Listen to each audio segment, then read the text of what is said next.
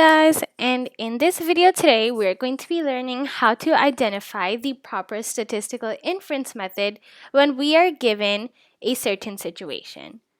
So when I say statistical inference method, what do I mean? Well, that's from our list of confidence intervals and hypothesis tests for both 1 and 2 samples for proportions and means. Please note that we will not be talking about the 3 chi-squared tests in this video. So we're only going to be discussing our confidence intervals and hypothesis tests. So if you've ever taken a stats class before, you know that there's so many methods to choose from.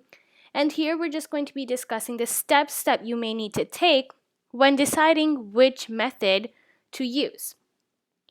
So let's get started. So first, we probably want to figure out if we're using a hypothesis test or a confidence interval. So our step number 1 will be figuring out if we are dealing with a test or if we're dealing with an interval. And we're going to have to, in all of these, read the scenario carefully to figure out what the question is asking us. So for a test, that's when we're going to have a yes or no answer. So for a test, they're asking for a yes or no answer. So like, is there convincing evidence? Is there not enough convincing evidence that a hypothesis is correct or incorrect? So really, for a test, we're testing a hypothesis. So the scenario may ask you, they may give you a certain hypothesis or a claim that is made, and your job here will then be to figure out if there is convincing evidence or not convincing evidence, if the claim is correct or incorrect. So really, for a test, it's really a yes or no answer. Now for an interval here, remember this is an interval. So we're looking at two numbers, two ranges, upper and lower bounds that are in that interval. And in intervals, we're really estimating the true population parameters. So are we estimating a true population parameter for means or a true proportion? In the interval, we're really going to be estimating that number. So they're going to ask you, what is the true population parameter? They're not going to be asking you a yes or no question like in the tests, but rather a range of numbers that we'll have to give in order to answer that question. So hopefully that makes it clear the difference between tests and intervals. And remember, these are going to be hypothesis tests and confidence intervals. So that's our first step. Now our second step when we read our scenario is going to be to figure out what the data consists of. So are we talking about proportions or are we talking about means? And remember that proportions are going to be fractions. They're going to be some number. They can be fractions, they can be a percentage, they can be a decimal. They're just going to be a number out of a whole. So maybe half of a population, 1/4 of a population. And the scenario should say proportions, should have the word proportions in the actual scenario itself. So it should be pretty easy to figure out what we're dealing with. For means, remember that we're talking about averages here. So even though both of these are numbers, proportions is going to be some part of a whole, while means are going to be averages of a certain value or a certain subject. So means, we're dealing with averages. Proportions, we're really dealing with parts of a whole, like fractions or percentages. And they should, again, say proportions or means in that specific scenario. So it should be pretty easy to figure that out. Now, our third step, when deciding our inference test or interval, should be to figure out how many samples they're talking about. Remember, we're not only deciding between proportions and means, but also between 1 and 2 samples. So is it a 1 sample or a 2 sample? And you may be asking yourself, well, how do I figure that out? Well, you need to see how many groups are analyzed here. If there's 2 groups or 2 different means or 2 different proportions, that's when there's going to have 2 samples. They used 2 samples in this scenario. But then when we're dealing with a 1 sample, well then there's just going to be 1 proportion or 1 mean. They're only talking about 1 sample here from 1 population. So really that should be, how many statistics do they give you? Do they only give you 1 statistic? Do they give you 2? That should be figuring out how many groups or samples there are. Now, once you've figured out the answers to all 3 of these steps, well, all you have to do is combine them together. Is it a 1 or 2 sample? Is it a Z or T? And remember, when we're talking Z, we're talking proportions. So you're going to have to use your Z table whenever you're dealing with proportions. And when you use our t-test statistic, well, that's going to be usually for means. And remember, this is when our standard deviation is unknown. You may be asking, well, if my standard deviation is known, then what do I use? Well, that's kind of a side note here. If the standard deviation is known, then we have to use our Z table, or Z-test statistic. And usually this is very rare because in our real world, we don't really know the standard deviation of an entire population, right? We only know the standard deviation of a certain sample, which is why for means, we usually use our t-test statistic. And for proportions, we're always sticking with Z. So that should be clear. So again, is it a 1 or 2 sample? Is it a Z or T table here? Is it a test or interval? And for what is it for? Is it for proportions or is it for means? So really, you can say our step number 4 is to just combine all your answers together. Combine all your answers together into one single statement that clearly explains all of these steps and describes the scenario which you are dealing with. All right, so now that we have that out of the way, we can start looking at a few examples and really applying this knowledge into scenarios we may be asked to analyze. So let's go ahead and look at a few scenarios which we can analyze and really decide which statistical test or interval to use. All right, so let's read through this. An opinion poll asks a random sample of adults whether they favor reducing a certain county tax. Okay, so this is describing a poll, and they're just asking a random sample of adults. A commentator believes that more than half, okay, that sounds important, more than half of all adults favor such a reduction. Is there significant evidence? Okay, is there significant evidence to support his claim, his or her claim? So if you want to pause the video and try to figure out and use your steps to figure out which statistical test or interval to use for this situation.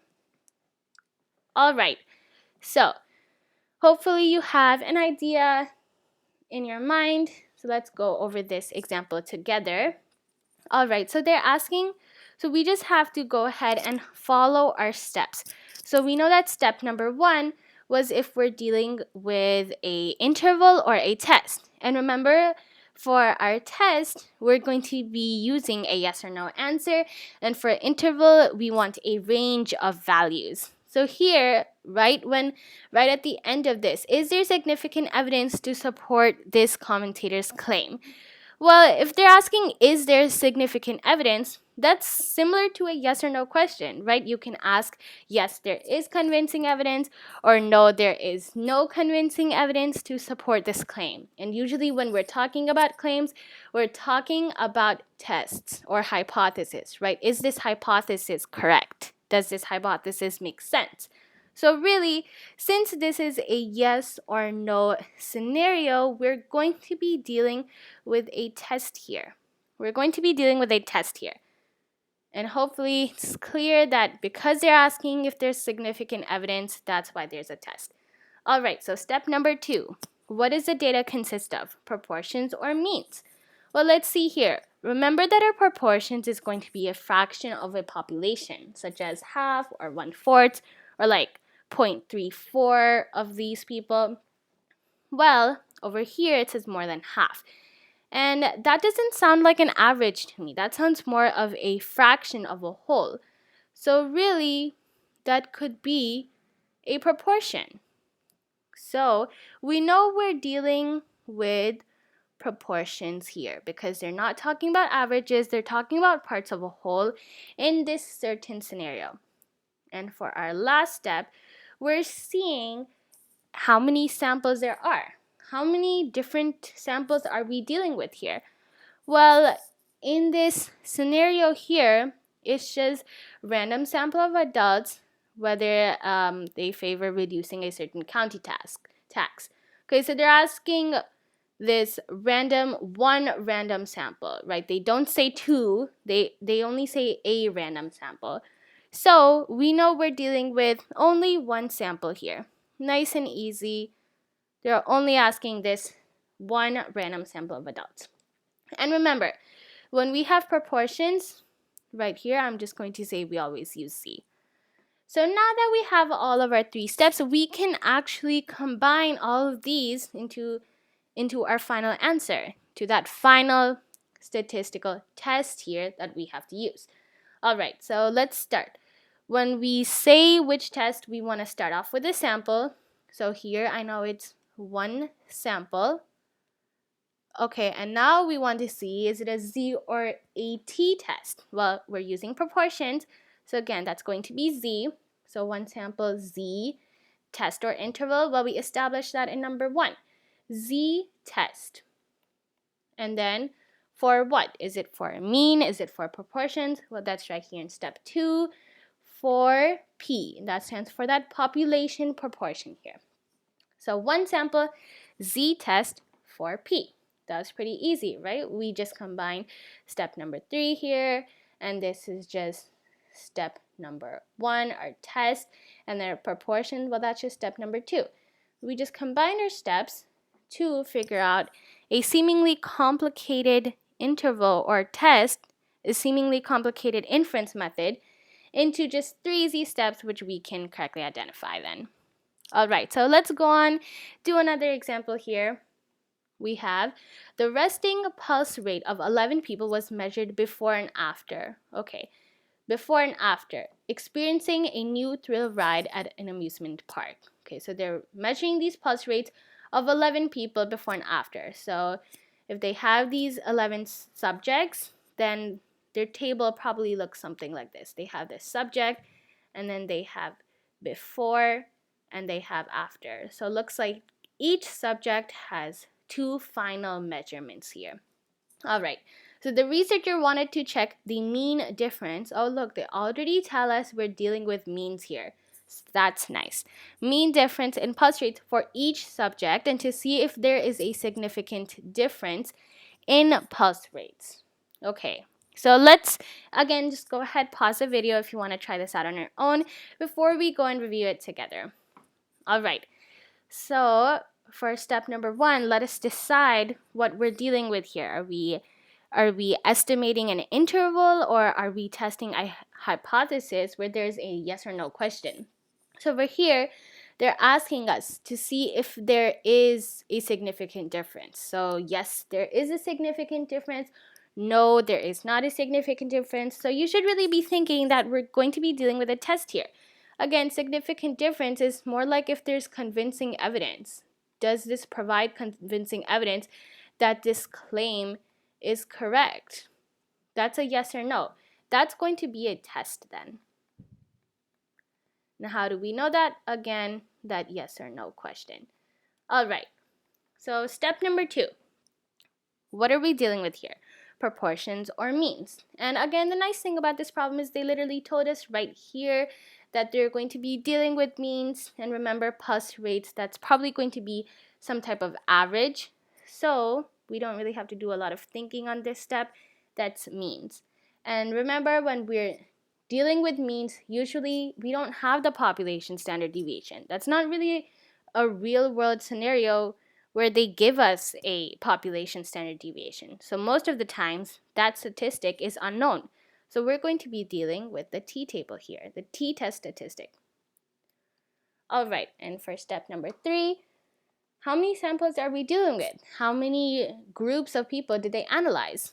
Well, right over here, they said 11 people. So that looks like there's only one sample. So only one sample. And something that was a little unique in this scenario was that there's 11 people and then they have two measurements here, the before and the after. So it looks like each subject has before and after, and they want to see if there is a significant difference. So this might seem like a matched pairs test, right? Because in our matched pairs test, whenever we have matched pairs, there's each subject serves as his or her own control. So each subject is their own control. You can say that each subject has a pair of measurements that they need to record. So really, when we're seeing if there's a significant difference, we're going to be looking at a matched pairs test because we want to see if the before and after pulse rates have a significant difference. So it's not necessarily a two sample. Remember, we're still doing one sample, but we want to be a little more in depth. Not only is it a one sample, but it's a matched pairs test because there's two measurements for each subject, not just one. So we need to add this. We need to account for this special matched pair scenario in our final answer. So again, we're just going to write that in the front. So it's a matched pairs. And what are we dealing with? Is 0 a t? Well, that's a t, test or interval. That's a test. And then what is it for? Is it for proportion or mean? Well, it's for mu. It's means. That's going to be mu. So that is our final answer for this scenario here. All right. So let's go on to another situation here. And I know there's a lot of scenarios, but we need to remember that there's a lot of significant tests and confidence intervals to choose from, right? You have so many different possibilities. We need to analyze each specific scenario to see what types of information could they really provide us with, and how can we deal with that. So let's see here. Researchers are interested in determining the effectiveness of a new sleep medicine for individuals with heart disease. 300 heart disease patients are selected and randomly assigned to the treatment group, who took the sleep medicine, and controlled group, who took a placebo. Okay, so let's see here. They're determining effectiveness of the new medicine, and they assign it to the two treatment and the control groups. All right, so their average and standard deviation of the number of hours of sleep are recorded. Estimate the true difference in mean sleeping hours for the two groups. Okay, so estimate the true difference in mean. Okay, so they give us a key piece of information here. Sleeping hours for the two groups. Okay, so they also say that there's two groups here. All right, so go ahead and pause the video if you think you can figure it out on your own before we review over it together. All right, so our step number 1, as always, is to figure out what we're dealing with. Are we estimating some type of population parameter? Are we answering a yes or no question to see if there's convincing evidence of a claim? Well, over here, they tell us, estimate the true difference in mean sleeping hours. So it looks like they want some type of range, right? A range that may include this true difference in mean sleeping hours. So this is no yes or no question. We're really estimating something. We're estimating that true population parameter. So that is going to be an interval here. Hopefully you understand that because they're asking for a range, that's why we choose interval. All right, now step number 2 is going to be, what does the data consist of? So are we talking means or proportions? Hopefully you figured out right here. They literally say estimate the true difference in mean sleeping hours. So it's just averages. So that's going to be means. And really when they're talking about the number of hours of sleep, well, that's probably going to be an average. That makes sense. So again, means that's going to be the t test statistic, because remember, in a real world situation, we really don't know the population standard deviation, which is why we need to use t. And lastly, our number 3 is going to be, is it a 1 sample or 2 sample? And they give us really nice piece of information here, 2 groups. So remember, treatment and control group, so they're probably going to have 2 sets of statistics here. So we're just going to be using a 2 sample. That's a 2 sample. All right, 2 samples here. So now our final answer, we're just going to have to combine all these together to create our final inference method here. All right, so let's start with the number of samples. We're using a 2 sample. And what are we dealing with? Which table do we have to look? Which test statistic are we using? Oh, that's going to be the T here. T. And then test or interval. That's the interval. T interval. And then what is this for? Is it for proportions? Is it for means? Well, it's for means. We don't just write mu here. Remember, there's 2 of these mu's they give us. So it's just going to be for mu1 minus mu2. And whenever we have these 2 samples, we're most of the times going to write the mu or p1 minus the mu or p2. So it's going to look like mu1 minus mu2 or p1 minus p2, depending on whether you're using mean or proportions. So that's for when we're using 2 samples. When we're using 1 sample, that's easy. You can either write mu or p. And you might ask, why do we have these subscripts? Well, we want to have something to differentiate the 2 groups, right? So we just label them with the subscripts 1 and 2. So that is going to be our 2 sample T interval for mu1 minus mu2. All right. So let's go ahead and look at another example here. Experiments on learning in animals sometimes measure how long it takes mice to find their way through a maze. The mean time, okay, that's a key piece of information here. Mean time is 18 seconds for one particular maze. Researchers think that a loud noise will cause the mice to complete the maze faster. Okay, so she thinks that they can complete the maze faster if there is background noise here. She measures how long each of the 10 mice take with noise as a stimulus, and the sample mean is x equals 16.5 seconds. All right, now you might ask, oh, they don't really ask me anything here. Well, we need to infer that here. So it says the researcher thinks that a loud noise will cause the mice to complete the maze faster. So when she's collecting data, she probably wants to figure out if her hypothesis here is correct. Do they really complete the maze faster? Or is there no significant difference? Well, you might be thinking then, for step number 1, if we're dealing with interval or a test, this seems like a test, right? Is there, yes, enough convincing evidence that the mice complete the maze faster? Or no, is there not enough convincing evidence? So really this becomes a test because that's a yes or no question. Is her claim or hypothesis correct?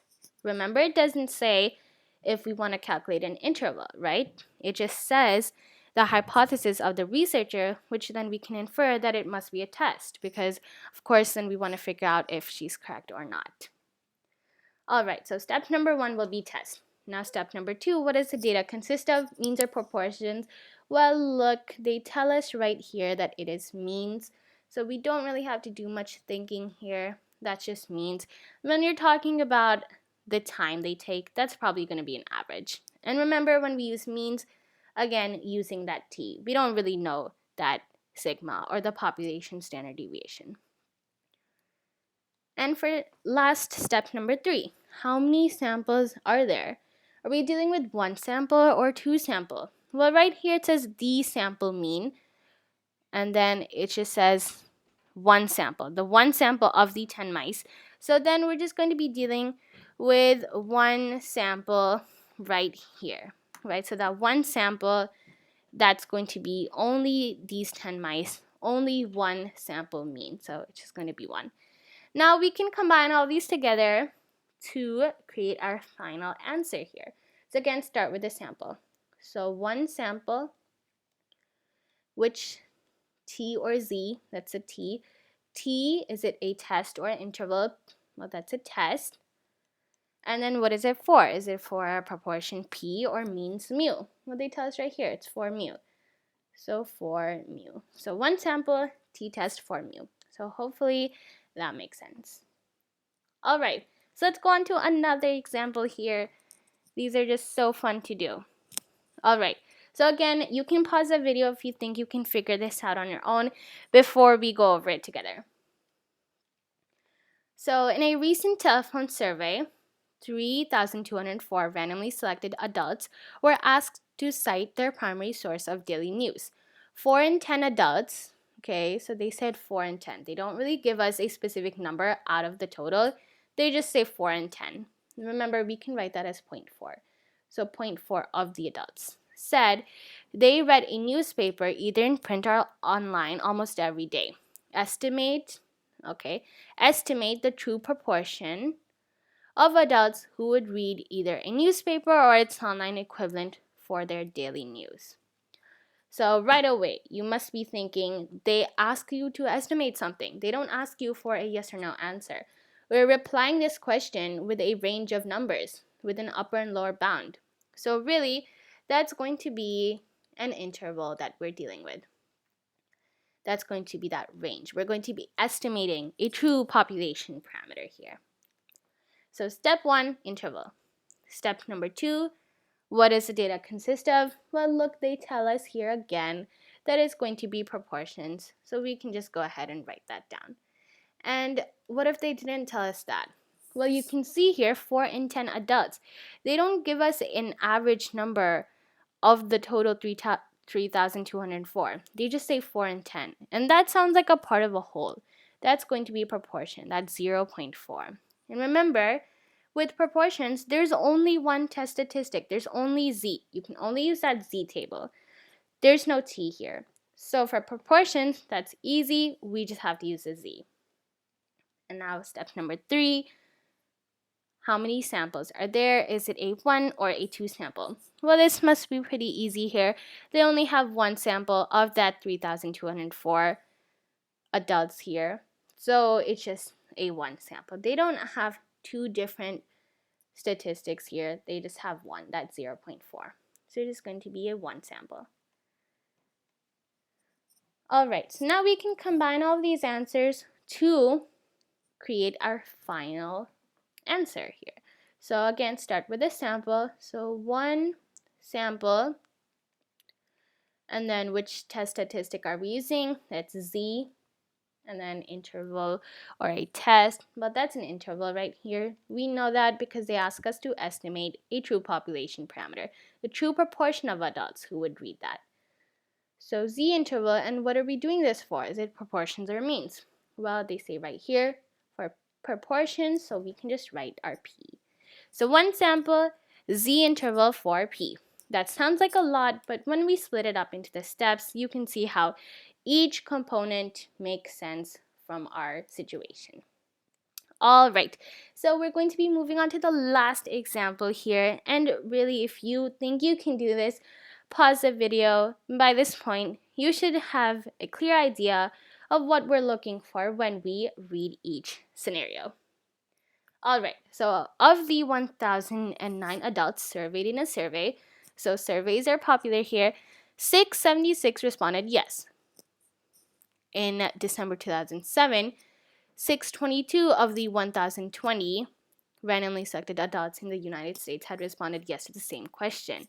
So before we go on, notice how these two surveys have a different total number of respondents here. This one has 1,009 in the 2008 one that has the 1,020. And remember that we need to see, do the data provide convincing evidence that the proportion of adults in the United States who would respond yes to the same question changed from December 2007 to December 2008. So remember this first one, we're looking at December 2008, and then in this one, we're looking at December 2007. So we're saying, do the data provide convincing evidence that the proportion of adults changed? So yes, is there convincing evidence? No, there is not convincing evidence. that should give you a pretty clear idea that we're dealing with a test here, right? There's a yes or a no question. We're not asked to estimate something. We're just asked to see if the data provide that convincing evidence. That's again with the yes or no question. All right, now step number 2. What are we dealing with? They tell us again here. That's a proportion. And what if they didn't tell us? What if they didn't tell us what we are dealing with here? Well, you can see here from the surveys, they have 2 different totals. So if we were to compare the means of those, that wouldn't really be accurate since we're dealing with a different total of people. Only when you have the same total can you consider using means. But when you have a different total number of respondents for each sample, that's when you're really going to have to look at the proportion so that your whole stays the same. Your whole is at 100 and you're making that into a fraction of that whole to see and really compare them on accurate and like the same levels here. So because their totals are different, we're going to have to find a proportion by dividing the yes respondents from the total to see if we can compare them. So really number 2, we're going to use proportions. And again, for proportions, we're going to use our z-test statistic because that's the only one there is to choose from. And for number 3, how many samples are there?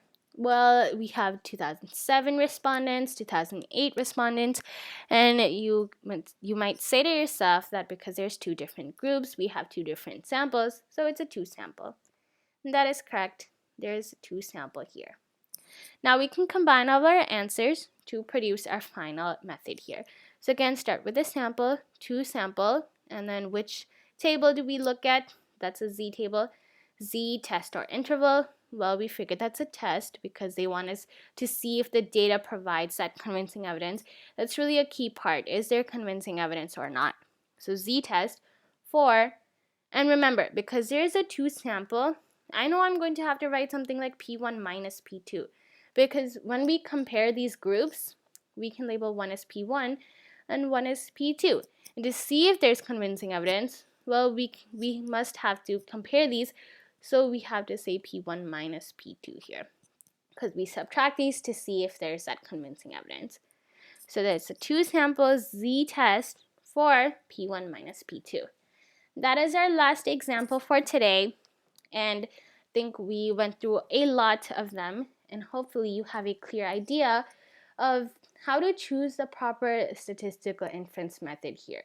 So really, what are we looking at? A test or an interval, proportion or mean, or a 1 or 2 sample? And which test statistic are we using? The z or the t-test statistic? So even though it may seem like a lot, when you have your final answer, you can see how easy we make it by just separating it into 3 different components and then combining all of them together to produce a really not complicated but lengthy statistical method. So hopefully this video helps. If it does, please give it a thumbs up and be sure to share it with those who may need it. If you have any questions, put them down in the comments below. Subscribe if you can, and I'll see you next time. Bye!